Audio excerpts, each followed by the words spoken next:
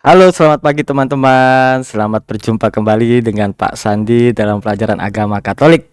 Ya, sekarang kita akan belajar nih teman-teman tentang satu tema yang menarik, yaitu Yesus tertinggal di bait Allah. Nah, sebelum kita mulai, yuk kita hening sejenak untuk berdoa.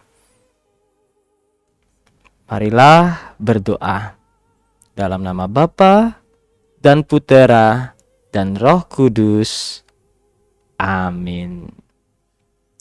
Salam Maria, penuh rahmat, Tuhan sertamu. Terpujilah engkau di antara wanita, dan terpujilah buah tubuhmu Yesus. Santa Maria, Bunda Allah, doakanlah kami yang berdosa ini, sekarang dan waktu kami mati. Dalam nama Bapa dan Putera dan Roh Kudus. Amin. Selamat pagi teman-teman, Pak Sandi ucapkan untuk kita semua ya. Lama kita tidak ketemu ya.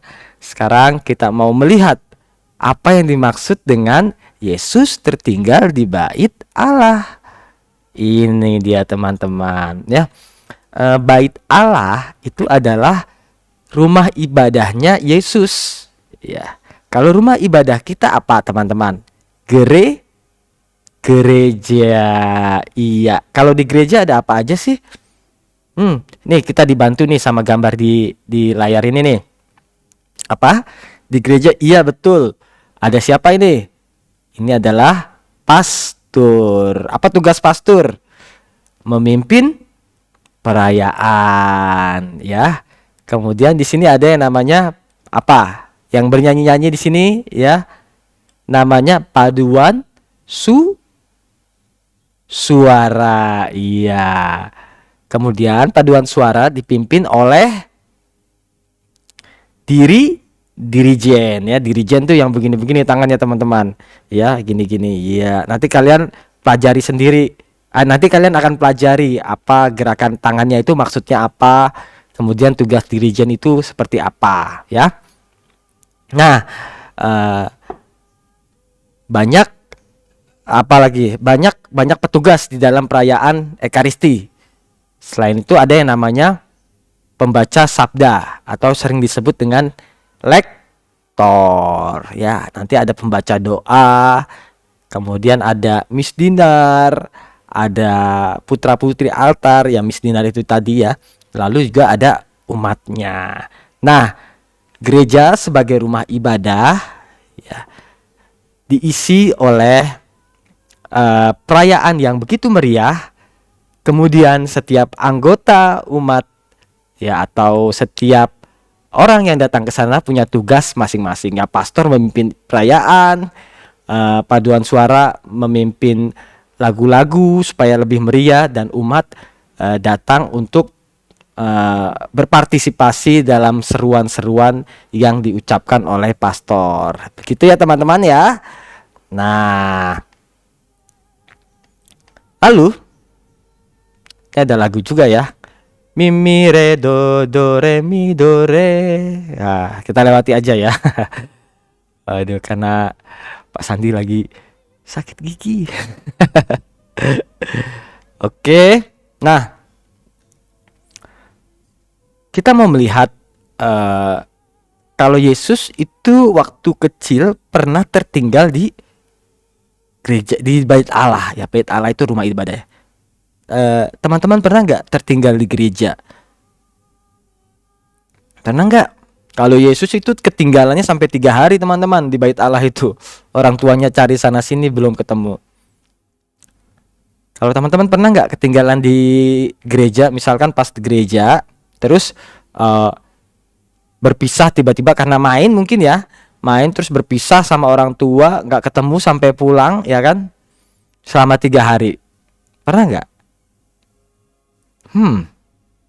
Pasti enggak ya teman-teman. Kalaupun pernah terpisah, toh ketemu langsung pada saat itu juga. Tapi kalau Yesus ini sampai 3 hari teman-teman. Nah, apa yang terjadi selama Yesus tertinggal di bait Allah atau rumah ibadah? Mari kita saksikan dalam bacaan Injil ini. Bacaan dari Injil Lukas bab 2 ayat 41 sampai 52. Yesus pada umur 12 tahun dalam bait Allah. Tiap-tiap tahun, orang tua Yesus pergi ke Yerusalem untuk merayakan hari raya Paskah. Dan ketika Yesus berumur 12 tahun, pergilah Yesus bersama orang tuanya ke Yerusalem untuk merayakan Paskah. Sehabis perayaan itu, mereka pulang. Tetapi Yesus, anak itu masih tinggal di Yerusalem bersama ayah ibunya tidak tahu. Mereka menyangka Yesus ikut dalam rombongan. Sesudah berjalan sepanjang hari, barulah mereka mencari Yesus di antara sanak saudara dan kenalan-kenalan mereka. Tetapi mereka tidak menemukan Yesus. Jadi mereka kembali ke Yerusalem mencari Dia. Setelah 3 hari mencari, mereka mendapati Yesus di bait Allah.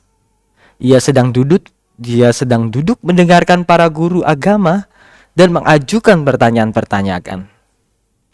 Semua orang yang mendengar Yesus heran karena jawaban-jawaban Yesus yang cerdas. Oleh orang tua Yesus pun heran melihat Dia. Ibunya berkata kepadanya, "Nak, mengapa kau lakukan ini kepada kami? Ayah dan ibumu cemas mencari engkau." Tetapi Yesus menjawab, "Mengapa ayah dan ibu mencari aku? Apakah ayah dan ibu tidak tahu bahwa aku harus ada di dalam rumah Bapakku?"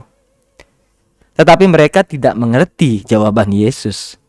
Kemudian Yesus pulang bersama orang tuanya ke Nazaret. Semua hal itu disimpan oleh ibunya di dalam hatinya. Yesus makin bertambah besar dan bertambah bijaksana, serta dikasihi oleh Allah dan disukai oleh manusia. Nah, itu dia teman-teman ya, bagaimana kisah di mana Yesus ternyata dulu pernah tertinggal di bait Allah sampai berhari-hari teman-teman ya. Sampai berhari-hari. Itu tentu membuat panik orang tua yang mencarinya. Nah, bedanya Yesus ketika tertinggal di bait Allah karena apa, dan bedanya kita ketika tinggal di gereja itu bedanya apa? Ya, kita sama-sama tertinggal di gereja, Yesus sama-sama tertinggal di rumah ibadah, ya kan? Bedanya apa? Ya, itu bedanya jumlah hari ya mungkin teman-teman ya. Yesus 3 hari baru ditemukan, sementara teman-teman mungkin setelah pulang misa dengan petugas atau penjaga menginformasikan bahwa kehilangan anak, lalu petugas penjaga mencari dan ketemu, ya selesai ketemu pada saat itu ya, nggak sampai berhari-hari. Nah, selain itu bedanya apa lagi? Bedanya adalah ya, kalau kita ketinggalan di gereja itu karena bermain, sementara Yesus tertinggal di rumah ibadah karena berdiskusi atau belajar dengan para pemuka agama di sana. Nah, bedanya di situ ya. Kalau yang satunya bermain, yang satunya belajar tentang agama. Nah, lalu oke, ada WA masuk. Lalu sikap apakah yang seharusnya kita pilih? Ya, sikap yang kita pilih adalah tentulah kalau ke rumah ibadah, tentu kita beribadah teman-teman ya, bukan bermain ya, bukan bermain. Kalaupun nggak bisa tahan untuk bermain, kalian harus sabar ya, harus bisa menahan diri untuk tetap setia berdoa di gereja ya.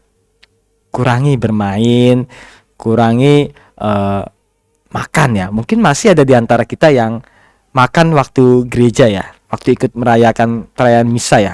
Mungkin masih ya. Nah, itu sudah tidak boleh kalau kalian sekarang SD kelas 1 ya.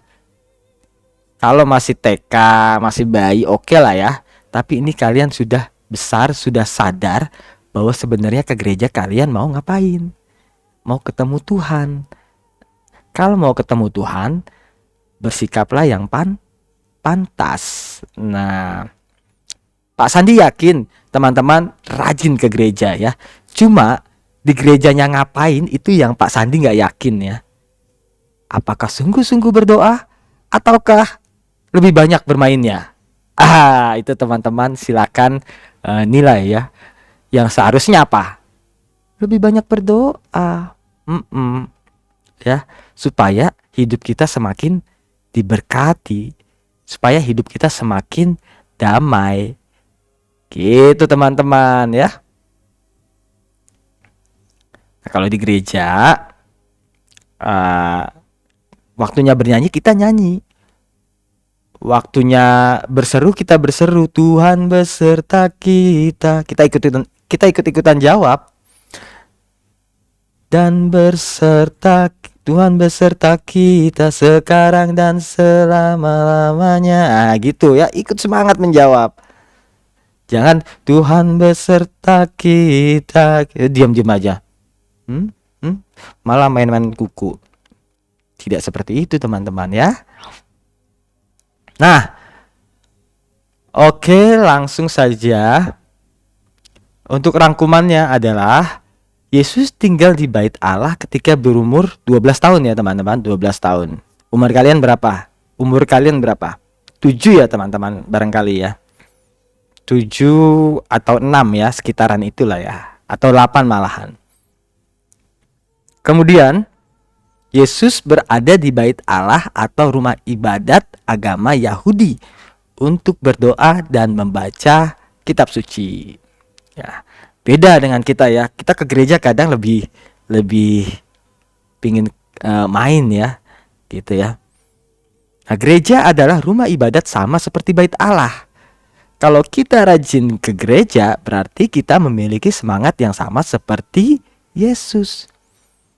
Tuhan ingin agar kita melayaninya di gereja. Misalnya ikut dalam paduan suara, ya, menjadi dirijen atau organis, menjadi putra-putri altar, menjadi putra altar atau putri Sang Kristi, ya. Berusahalah untuk selalu senang datang ke gereja. Tuhan menanti untuk memberimu berkat, ya. Itu dia teman-teman. Tapi semuanya itu tergantung pada diri teman-teman ya. Yang pasti kalian ke gereja ya untuk diberkati oleh Tuhan, untuk berdoa kepada Tuhan. Oleh karena itu, ke gereja bukan untuk bermain ya. Oke teman-teman. Semoga pelajaran hari ini berguna bagi diri kita agar di saat kita pergi ke gereja, kita serius dan sungguh untuk memuji, memuliakan Tuhan. Oke teman-teman, cukup pembelajaran kita sampai di sini pada hari ini. Kita akhiri dengan berdoa. Kita siapkan sikap kita. Hening sejenak. Marilah berdoa. Dalam nama Bapa dan Putra dan Roh Kudus.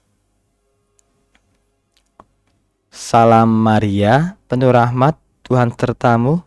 Terpujilah engkau di antara wanita, dan terpujilah buah tubuhmu Yesus. Santa Maria Bunda Allah, doakanlah kami yang berdosa ini, sekarang dan waktu kami mati. Amin. Dalam nama Bapa dan Putra dan Roh Kudus. Amin. Untuk tugas ya teman-teman, silakan teman-teman lihat di gambar.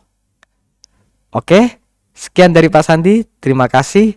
Sampai jumpa. Dadah.